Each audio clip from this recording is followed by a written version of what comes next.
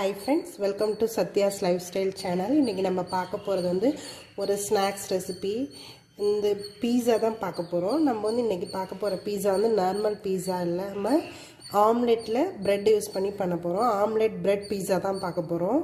இது எப்படி பண்ணலாம்ன்றதை பார்க்கலாம். நம்ம ஒரு பேஸ் ப்ரிப்பேர் பண்ணி ரொம்ப நேரம் டைம் எடுத்து பண்ணாமல் ஈஸியாக குயிக்காக மேக் பண்ணலாம். இந்த ஆம்லெட் பிரெட் பீஸா பண்ணுறது எப்படிங்கிறத இப்போ பார்க்கலாம். இதுக்கு முதல்ல என்னென்ன இன்க்ரீடியன்ஸ்லாம் தேவை, எதெல்லாம் நம்ம ஃபஸ்ட்டு ப்ரிப்பேர் பண்ணி வச்சுக்கலான்றதை முதல்ல பார்க்கலாம். நம்ம இந்த பீஸா சாஸ் பண்ணுறதுக்கு நான் கொஞ்சமாக வந்து பேனில் பட்டர் எடுத்துருக்கேன். நீங்கள் பட்டர் வேணாலும் எடுத்துக்கலாம், குக்கிங் ஆயில் வேணாலும் எடுத்துக்கலாம். பட்டர் நல்லா இதாகிடுச்சு. இந்த பேனில் வந்து நான் கொஞ்சமாக ஆனியன் சேர்த்துக்கிறேன். ரொம்ப ஆனியன் வந்து ஒரு 2-3 ஸ்பூன் அளவுக்கு தான் நான் சேர்த்துருக்கேன், ரொம்ப சேர்க்கல. இதுலேயே கொஞ்சமாக பூண்டு வந்து இந்த மாதிரி பீசஸாக கட் பண்ணி வச்சுருக்கேன், அதையும் ஆட் பண்ணிக்கிறேன். இது நல்லா நம்ம இந்த பட்டரில் கொஞ்சம் வதக்கிக்கலாம். இந்த பூண்டோட வாசனை வர வரைக்கும் நம்ம வதக்கணும். லைட்டாக வதங்கினா போதும். இப்போ வந்து நான் டொமேட்டோ வந்து தக்காளி வந்து இந்த மாதிரி பியூரியாக அரைச்சி வச்சுருக்கேன், அதை தான் ஆட் பண்ணிக்கிறேன். இது நல்லா மிக்ஸ் பண்ணிக்கலாம். இதில் நான் கொஞ்சமாக சால்ட் ஆட் பண்ணிக்கிறேன். இதில் கொஞ்சமாக காஞ்ச மிளகா வந்து இந்த மாதிரி கொரன்னு அரைச்சி வச்சுருக்கேன். ரெட் சில்லி ஃப்ளேக்ஸ் வந்து ஆட் பண்ணிக்கிறேன். இதில் கொஞ்சமாக ஓரிகானோ ஆட் பண்ணுறேன். நீங்கள் ஓரிகானோ இல்லை அப்படின்னா நீங்கள் வந்து வீட்டிலையே நம்ம வந்து மின்ட்டு, புதினா இலை, துளசி இலை, ஓமம் எல்லாத்தையும் நல்லா பொடி பண்ணி ட்ரையாக உள்ள லீவ்ஸோட ஓமத்தை ஆட் பண்ணி நல்லா பொடி பண்ணி வச்சு அது போட்டிங்கனாலும் அதே வாசம் தான், இதில் உள்ள அதே வாசம் தான். ஓரிகானோவில் என்ன ஸ்மெல் இருக்கோ அது அதிலே வரும்.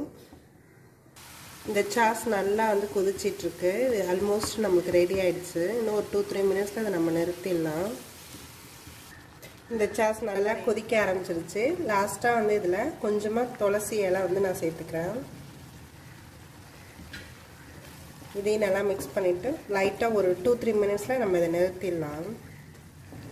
நம்மளுக்கு அந்த ஸ்மெல் வரத்துக்காக தான் நம்ம துளசி சேர்த்துருக்கோம்.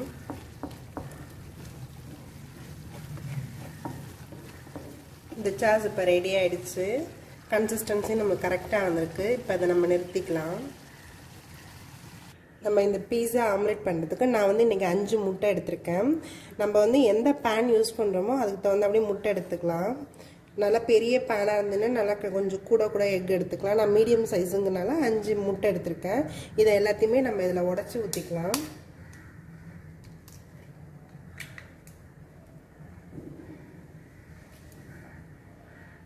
எல்லா முட்டையும் நம்ம உடச்சி ஊற்றியாச்சு. இதை வந்து நல்லா நம்ம பீட் பண்ணிக்கலாம். இதில் நான் கொஞ்சமாக சால்ட் ஆட் பண்ணிக்கிறேன், பெப்பர் கொஞ்சமாக ஆட் பண்ணிக்கிறேன். இது எல்லாத்தையுமே நல்லா பீட் பண்ணிக்கலாம். கொஞ்சமாக சில்லி ஃப்ளேக்ஸ் ஆட் பண்ணிக்கிறேன். இது எல்லாத்தையுமே நல்லா நம்ம பீட் பண்ணி எடுத்துக்கலாம். இது எந்த அளவுக்கு பீட் பண்ணுறோமோ அந்த அளவுக்கு ஃப்ளஃபியாக வரும். இது நல்லா நம்ம பீட் பண்ணி முடிச்சாச்சு. இந்த எக்கு வந்து நம்ம ரெடி பண்ணியாச்சு. இது ஓரமாக வச்சிடலாம். இதுக்கு நம்ம காயெல்லாம் கட் பண்ணி எடுக்க போகிறோம். நான் வந்து இன்றைக்கி என்னென்ன காய் எடுத்துருக்கேன்னா கேப்சிகம் எடுத்திருக்கேன், ஆனியன் கொஞ்சம் எடுத்திருக்கேன், கேரட்டு இந்த மாதிரி ஸ்லைஸாக கட் பண்ணி வச்சுருக்கேன். தக்காளி நான் ரொம்ப எடுக்கல, ஒரு 4-5 பீஸ் தான் இந்த மாதிரி ஸ்லைஸாக கட் பண்ணி வச்சுருக்கேன். நல்லா ஸ்லைஸாக கட் பண்ணி வச்சுக்கோங்க. ஸ்வீட் கார்ன் எடுத்திருக்கேன். என்கிட்ட இந்த வெஜிடபிள்ஸ்லாம் இருக்கனால இது மட்டும் எடுத்திருக்கேன். நீங்கள் ஆலிவ்ஸ் இருந்தால் ஆலிவ்ஸ் போட்டுக்கலாம்.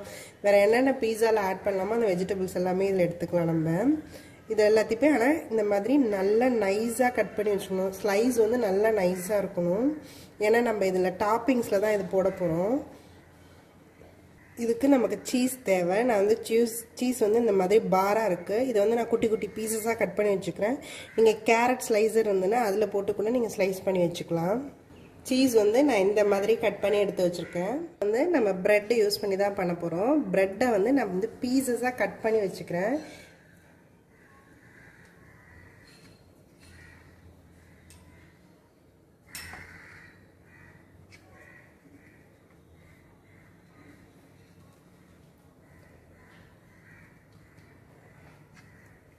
இந்த மாதிரி நான் குட்டி பீசஸாக கட் பண்ணி எல்லாத்தையும் எடுத்துக்கிறேன். இந்த மாதிரி நான் பீசஸாக கட் பண்ணி வச்சுருக்கேன். இப்போ வந்து நம்ம இதை எப்படி பண்ணலான்றதை பார்த்துடலாம். பீஸா ஆம்லெட் பண்ணுறதுக்கு நான் வந்து பேனில் லைட்டாக கொஞ்சமாக எண்ணெய் ஊற்றிக்கிறேன். பேன் நல்லா ஹீட் ஆகிடுச்சு. இப்போ வந்து நம்ம அந்த பீட் பண்ணி வச்சுருக்கோம் இல்லையா, அந்த எக்கு மிக்சரு அதை வந்து இதில் ஆட் பண்ணிக்கலாம். இதில் இந்த பிரெட் ஸ்லைசஸ் எல்லாத்தையும் நம்ம இப்படி வச்சிடலாம்.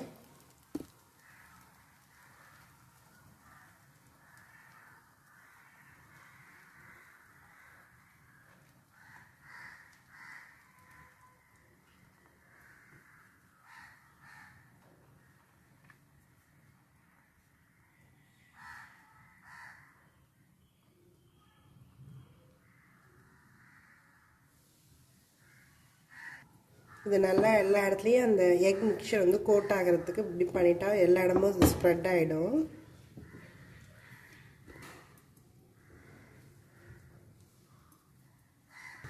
இது நல்லா எல்லா சைடும் ஃபஸ்ட்டு எடுத்து விட்டுக்கலாம்.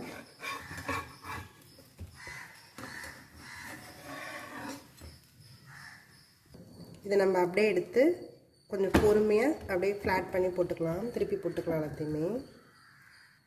இப்போ இதில் வந்து நம்ம இந்த ரெட் சாஸை வந்து ஃபஸ்ட்டு அப்ளை பண்ணிக்கலாம்.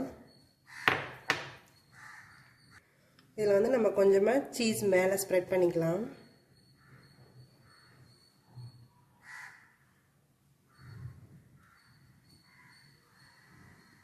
இப்போ நம்ம எல்லா வெஜிடபிள்ஸையும் இதில் அப்படியே போட்டு ஸ்ப்ரெட் பண்ணிக்கலாம் மேலே. நீங்கள் டாப்பிங்ஸ்க்கு எந்த வெஜிடபிள் வேணாலும், இதுக்கு எது சூட் ஆகுமோ அது எது வேணாலும் யூஸ் பண்ணலாம்.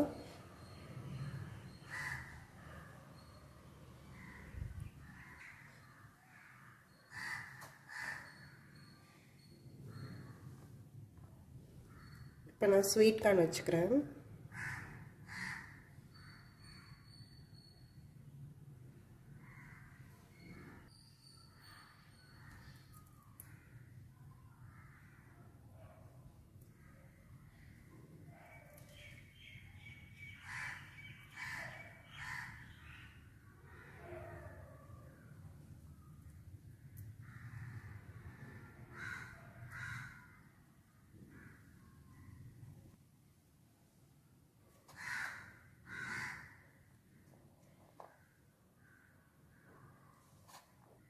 திரும்பவும் மேலே கொஞ்சம் சீஸ் போட்டுக்கிறேன்.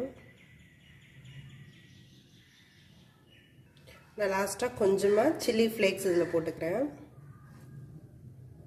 இதை நம்ம அப்படியே க்ளோஸ் பண்ணி வச்சிடலாம். ஒரு 5 மினிட்ஸ் இது நல்லா சிம்மில் தான் வச்சுருக்கேன். ஒரு 5 மினிட்ஸ் ஆகட்டும். இது ஒரு 5 மினிட்ஸ் ஆகிடுச்சு. நம்மளுக்கு நல்லா அந்த இதெல்லாமே மெல்ட் ஆக ஆரம்பிச்சிருச்சு, சீஸ் எல்லாம். இப்போ அது ரெடி ஆகிருக்கும். இப்போ நல்லா அந்த சீஸ் எல்லாமே ரெடி ஆகிடுச்சு. இதை நம்ம எடுத்துடலாம்.